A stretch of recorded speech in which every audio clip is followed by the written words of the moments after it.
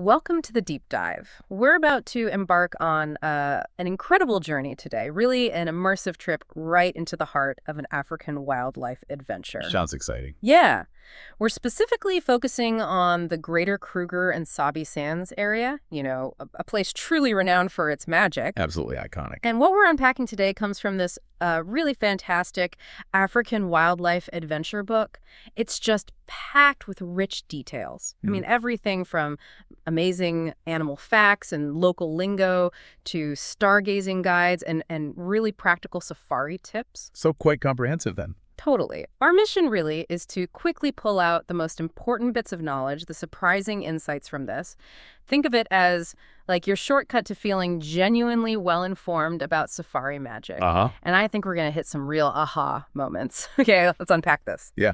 And what's truly remarkable about a book like this and why it's so good for our deep dive is that it really does go beyond just, ticking off animals you've seen. Spotting them is thrilling, obviously. But this guide helps you understand the whole ecosystem, the connections, the cultural side of it all. The whole tapestry. Exactly. It's meant to be a proper companion, helping you appreciate, every buzzing insect, every rustling leaf, not just the big guys. That deeper understanding is exactly what it offers, isn't it? It takes us beyond just IDing creatures to appreciating how they fit in. Precisely. And speaking of magnificent creatures, let's dive into the stars, the famous Magnificent Seven. Ah, yes. What's so useful here is the book doesn't just list them. It gives you this, crucial insight, even danger ratings. Practical. Very practical. Yellow print for dangerous, red print for extremely dangerous. So it's not just what they are, but how they might, affect your immediate experience. Makes sense. So you've got the southern white rhino, southern black rhino, lion, leopard, African savanna elephant, African buffalo, and the cheetah. The classics. Right. And some of these have facts that just totally reframe what you think you know. I was fascinated that white in southern white rhino is a mistranslation. Oh, yeah. From a Dutch word, wide, meaning wide, refers to its broad mouth for grazing. Ah, okay. That makes sense for grazing. Yeah. And they're social grazers, too, often in groups called crashes. Dashes, right. And the lion, apex predator, super social, prides of related females hunting together. But also sobering, listed as vulnerable. Yeah. That vulnerability is key. And that rhino name point is great, shows how language shapes perception.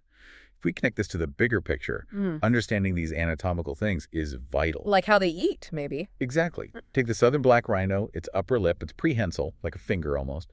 Perfect for browsing leaves and twigs. So totally different niche to the white rhino. Completely.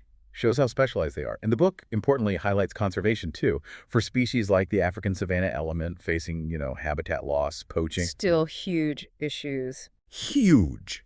It's a stark reminder. And then there's the Temminck's pangolin. Incredible creature, covered in keratin scales. Like fingernails, basically. Sort of, yeah. But they're severely threatened by illegal trafficking. Conservation isn't just a nice idea. It's desperate for some of these animals. Absolutely. And it's not just the big names or their status. Here's where it gets really interesting. The book details so many other mammals, their unique behaviors, even folklore. Adds another layer. Totally. Like the African painted wolf, amazing cooperative hunters, incredible endurance, real teamwork. They cover huge distances, yeah. Then the spotted hyena, the whooping noises, the laughter, and get this, females have a pseudopenis. That always gets attention. Right. My jaw dropped. Such a unique biological thing. It really is. The hyena's biology is definitely one of those details that makes you stop and think. It just shows the sheer diversity of evolution. Isn't it just... And when you think about all these behaviors, this raises an important question. How do all these different creatures, big and small, contribute to that delicate balance on the savanna? Yeah, how does it all work? Well, consider the honey badger, totally fearless, takes on much bigger animals, a symbol of tenacity, really. Legendary. Or the blue wildebeest and their epic migration, literally reshaping the landscape as they chase the rains. In an incredible sight. Then there's the chacma baboon, surprisingly good problem solvers, sometimes even using tools. Wow, tools, like sticks. Sticks, rocks, yeah, and even the aardvark, digging those massive burrows that so many other animals use for shelter. Every single one, from the nocturnal scrub hare that breeds so fast to the elegant leaping greater kudu.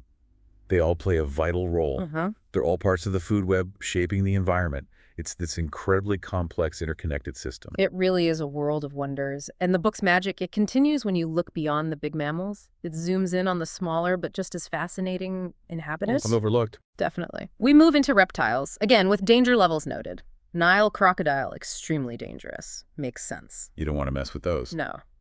But then, a flap-necked chameleon, harmless. It covers everything from tortoises, terrapins, lizards like the vivid blue-headed triagama, and snakes. Lots of snakes out there. Oh, yeah. It highlights the really dangerous ones, black mamba, Mozambique spitting cobra, but also lots of harmless ones, too. Good to know the difference. Absolutely. And for bird lovers, the number of birds listed is just amazing. You can ID everything from hornbills with their crazy beaks to shiny starlings, powerful eagles, and the lilac-breasted roller. Ah, beautiful bird. Stunning.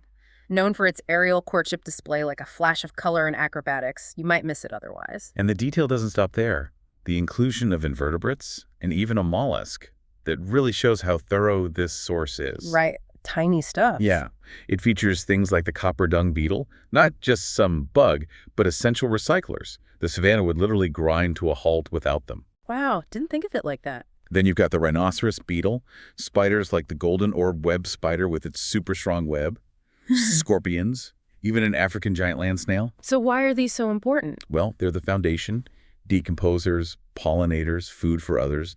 They are the buzzing, crawling proof of a healthy ecosystem, often unnoticed until a book like this points them out. That's a great perspective. And it's not just animals either. The book brings in the plants, the whole setting, and the sky. Right, the flora. Yeah, details on trees, grasses, and shrubs, like the iconic bamaba, the tree of life, the striking fever tree, different grasses like thatching grass that define the look of the place. Sets the scene. Exactly. And then at night, wow, the book guides you through the stars. Constellations like Orion, the hunter, Canis Major, his hunting dog, Scorpio. Incredible under those dark skies. It's just breathtaking. And it shares folklore, too. Orion's story, Canis Major symbolizing loyalty, Scorpius teaching humility, adds such depth. Plus, you can learn about features on the Moon Copernicus crater, Sea of Serenity, and even how to find south using the Southern Cross. Really practical navigation, too. Yeah. And beyond the natural world, this book helps you really immerse yourself with cultural stuff, interactive bits. Getting involved. Totally. It introduces the local lingo, shares some fun South African slang and greetings, helps you connect. Like what?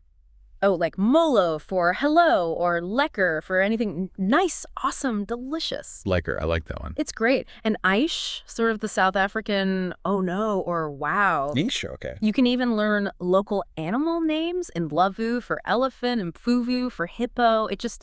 It makes it feel more real, you know? Absolutely. Learning phrases like wamkelekele, which means you're welcome, it really does enhance the connection, builds rapport, shows respect. Definitely. And speaking of practical advice, what's fascinating here are the detailed safari photography tips. Oh, I saw that section. Looked useful. It really is. It goes beyond just basic settings. It explains why you need a certain shutter speed for a running zebra versus freezing a leopard in a tree. Ah, okay. Specific challenges. Exactly. Or how adjusting your ISO helps when, that amazing nocturnal animal pops out in low light. Real safari situations. Right. It also talks about crafting excellence, focusing on the subject, getting the setting right, using light to create character. It's about telling a story with your pictures, not just snapping away. That's such a good way to put it. Capture those moments well. And, the book isn't all serious learning. It brings in fun, too. Oh. Yeah, a section on safari games to play, like Bokdrol Spogue competition. Oh, Bokdrol Spogue. What's that involved? It's brace yourself. Impala poop spitting. Seriously. I did a double take, too. Apparently it's a thing. Or riverbed long jump. Yeah. Plus a whole load of charming safari dad jokes. Dad jokes. Essential. It shows the lighter, playful side. And finally, it encourages keeping a safari journal, recording memories, sightings, notes. Nice. Reflecting on it all. Yeah, captures the magic. Make sure you don't forget those little details. Good idea. So what does this all mean for you listening? It means, well, an African safari is just so much more than ticking off animals, even though seeing the magnificent Sleven is, incredible. This little whole picture. Exactly. This book helps us see it as this holistic, multi-sensory thing.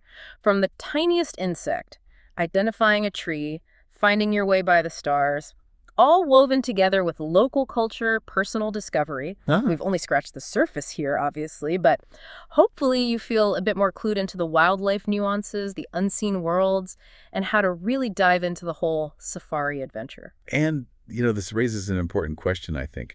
How does noticing those tiny details, like, say, a bee eater catching an insect right in front of you, or the subtle stripes on a duiker hiding in the bush, how does that enhance our appreciation for the bigger picture, for the whole ecosystem, Good question. and maybe even our own place in it? How does immersing yourself in somewhere completely new, like Kruger or Sabi Sands, actually challenge your perspective, deepen your understanding of the world? Makes you think. It's an adventure that stays with you, definitely, long after you're home. It kind of subtly shifts how you see the interconnectedness of everything.